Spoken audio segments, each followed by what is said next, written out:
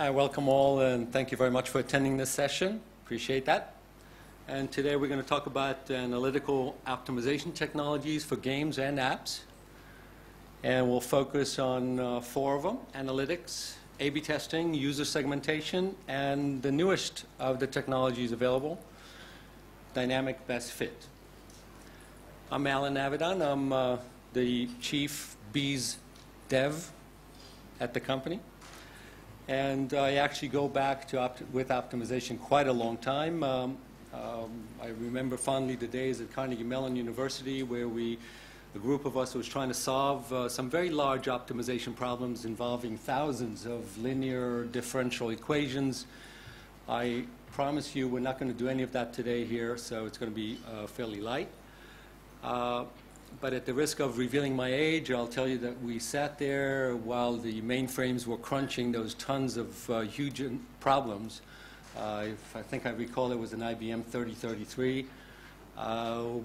We were waiting for it then. At the time, we were sitting down and playing Star Wars and Zork and all those good games that pretty much gone, and competing against some pretty crazy guys that evolved from that program. Now, I later continued as a professor at City University of New York, where we also solved some very, very large optimization problems, but that's all history. So let's focus on what we cover today. And in the next 20 minutes or so, we'll cover optimization, what we measure, what can be measured, what can be improved, and the technologies that we use for it. How many of you use A/B testing on a regular basis? Please raise hands.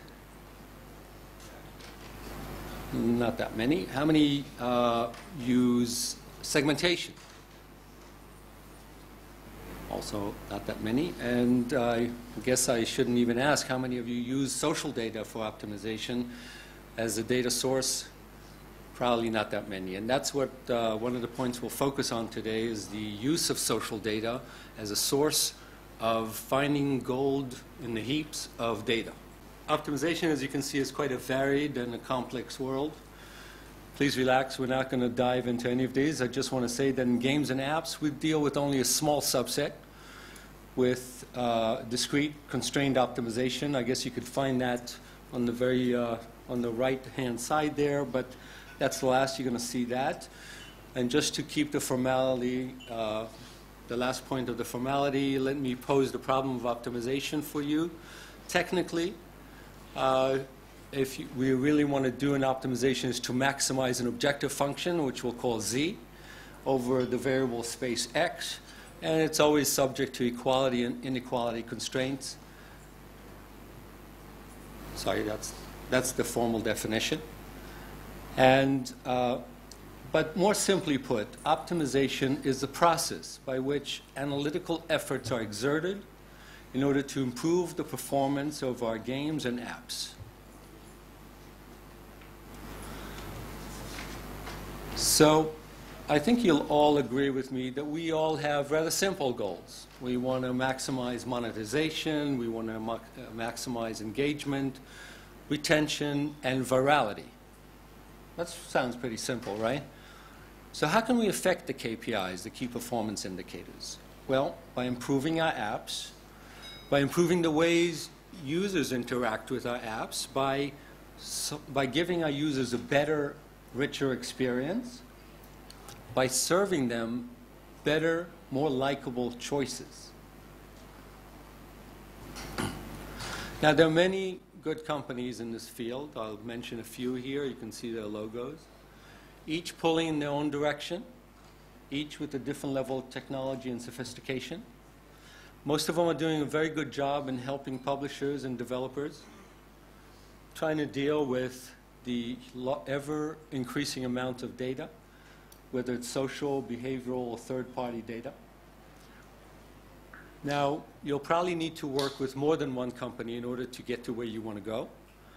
We're not going to be focusing on any particular company, but rather on the underlying technologies that are being used. Now, take a look at this. Here's a case of optimization.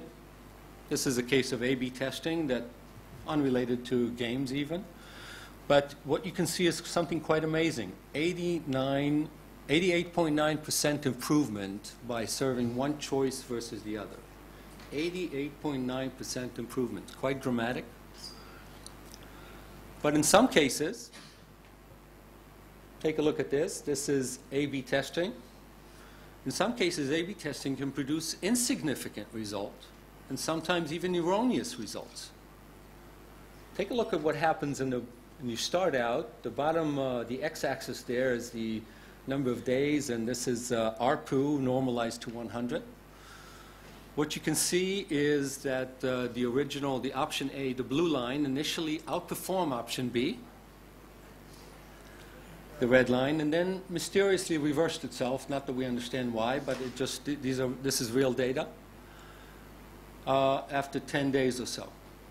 On the other hand, if we superimpose a different technology that was used using the same data, this is dynamic best fit that was used using the same data, then notice that it persistently outperformed either option and performed substantially better. Let me explain that. We'll explain that in just a bit. So, which game elements can you optimize? Well, a lot, quite many. Game flow, tutorial flow, promotions, sharing, payouts if you're running a casino game, themes, landing pages, you name it. There's a lot that we can do. So now let's check out the optimization technologies that are available at our disposal. We'll briefly explore analytics, A/B testing, also known as split testing, segmentation and dynamic best fit. And let's start with analytics. I guess most of you know what analytics means, but here's a formal definition by Wikipedia. Take a moment to read that. But for us, it really means that to access, analyze, and display the performance data and understand how the game is performing, and then how users interact with the game, and then decide where improvement is needed. This can be done and usually requires multiple iterations. As you can see from the bottom, you have to do this multiple times in order to get to where you want to go. We often concern ourselves with engagement tracking of KPIs, MAUs, DAUs, DAU over MAU, average purchases, ARPU, RPPU, D1, D3, D7, D30. You know all these parameters, right? And we also concern ourselves with funnel analysis. We track linear flow, tutorial progress, level, and we track monetization funnel. Very important. Bottom line on analytics. On the outside, you should be capturing as much data as possibly can. But remember that the capture of data, followed by analytics and visualization, can be tedious. And it provides retroactive data about this mysterious average user. Now, there are lots of companies that provide good analytics suites. If you're not using one, it means that you either have developed this capability in-house, or you're well on your way to the dustbins of history. Analytics as a tool, as I said, can be very effective, but think of it a bit like driving a car while looking at the rear view mirror. Here's a nice graphic that I borrowed from a company called Swerve. It depicts very nicely how A/B testing works. It's a primary tool in any data-driven environment, and a lot has been said about it in the media. As we called it, also split testing. It works very simply and very effectively. Think of it a bit as a gladiator fight. You send in your champion versus a challenger, and you embrace the winner. And of course, the loser gets thrown to the lion's den. And it's simple enough. Many game companies have been accused of being so metrics-driven that creativity was abandoned in the process. Those are some of the most successful companies out there. It's also nice to look at what the experts are saying about A/B testing. Here's a synopsis from Quora. First of all, make sure that you know what A/B testing is and how it's done well. There are many pitfalls. You can fall into one of them if you're not testing long enough. If you don't have enough traffic, you can miss out. Believe your gut feelings, but test them. They could be wrong. Test a lot. Test, test, test is the mantra here. You may need dedicated staff for this stuff. And rather surprisingly, sometimes even small changes can make big, big changes in the outcome. The bottom line on A/B testing, it's simple, it's understandable, it can produce dramatic improvements in many ways. Just ask Zynga or Amazon, they're big on this, and many others. On the downside, it can be labor intensive, as we said, meaning expensive. But I think the real problem with A/B testing is different. I think that using one creative, one message, or one payment page and showing it to everybody is not the optimal way to go. There will always be users who would have liked the options you discarded. They may have been the minority, but they would have liked those options. So next, let's talk about segmentation methods.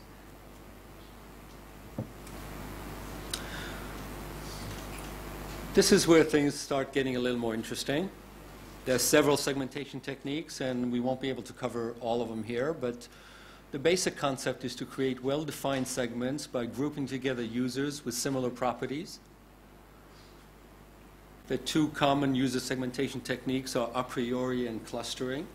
A priori, perhaps a more conventional, more intuitive method, create segment definitions that are based on geodemographics, for example, age, gender, traffic source, etc., or on group behavioral attributes.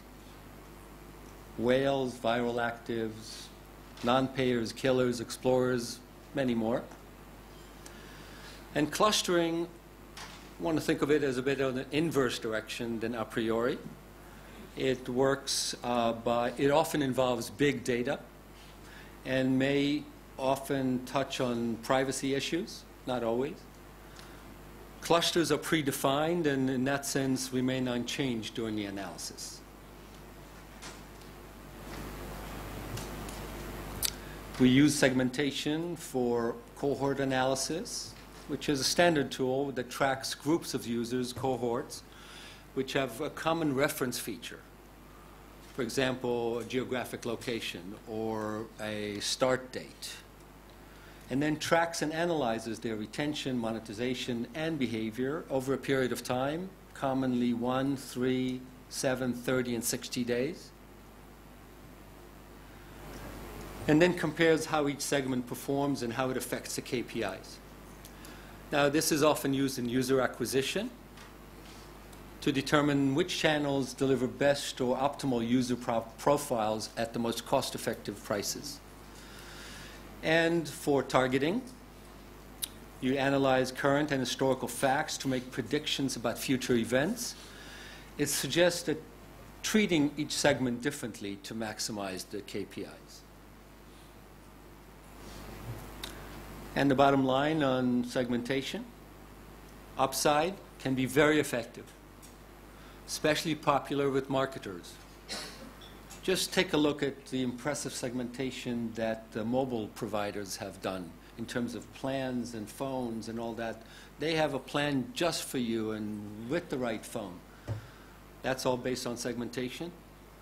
But you need to be very careful. Segmentation is often attempted by intuition, and that can be often irrelevant and way off.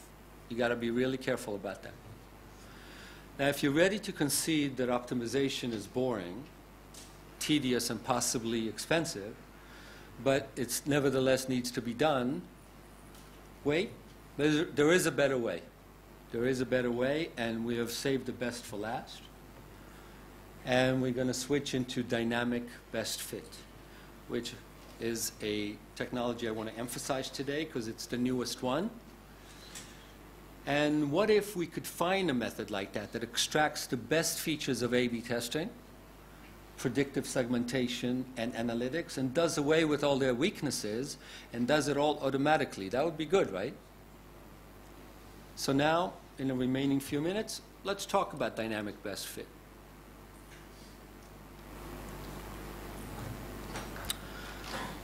First, we need to define what are DNA signatures and what user attributes make up DNA signatures. So take a close look at these. It can include quite a broad range: behavioral, social, session, geodemographic, proprietary, third party, and any combination. I want to emphasize that whereas social data is not critical, not required for use of dynamic best fit, it often is a very, very valuable and very often overlooked source of data. It's an untapped source and now largely available.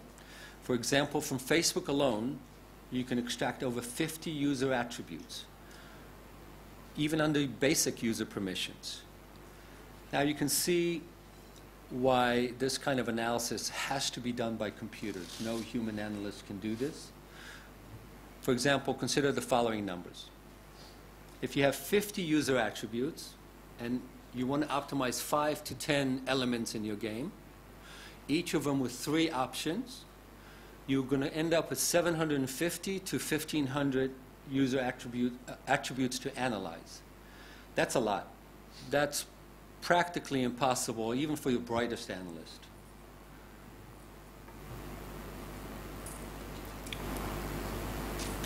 So how does this dynamic best fit really work? The basic idea is to segment users with similar DNA signatures and then correlate them with actual conversions that occur in the game, then determine in real time which segment the user belongs to and serve them the best page options that their DNA types like more. So this kind of segmentation can, as I said, only be done by computers. And the results are often not intuitive. And the knowledge can be applied to any user and any event point in the game. And users, even users entering the game, even new users that have never entered your game before, all of it in real time. If you want an analogy for this, imagine a restaurant. Let's call this restaurant One Fit All. And this restaurant only serves one 3-course dinner option.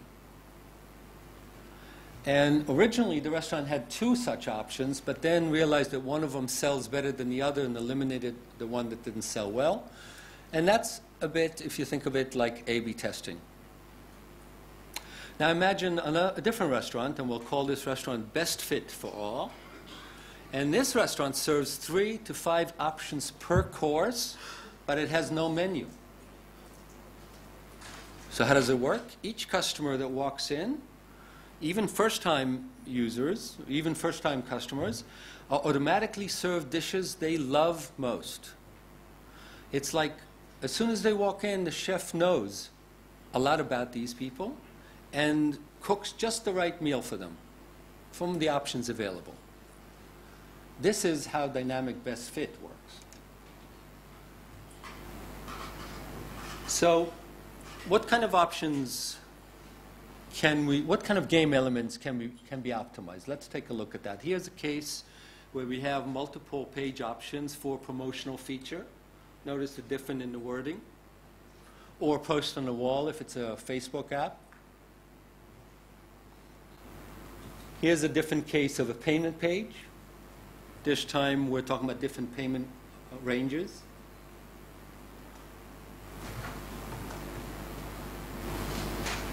Different incentives on the payment page.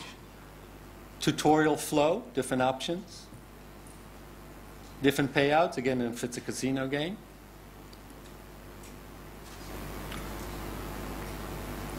Here's a different version of invite friends, different layouts.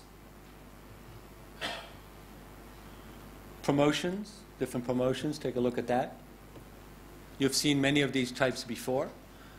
Each one of them gets a different response. Different users like different options and respond differently to each. Here's different creatives.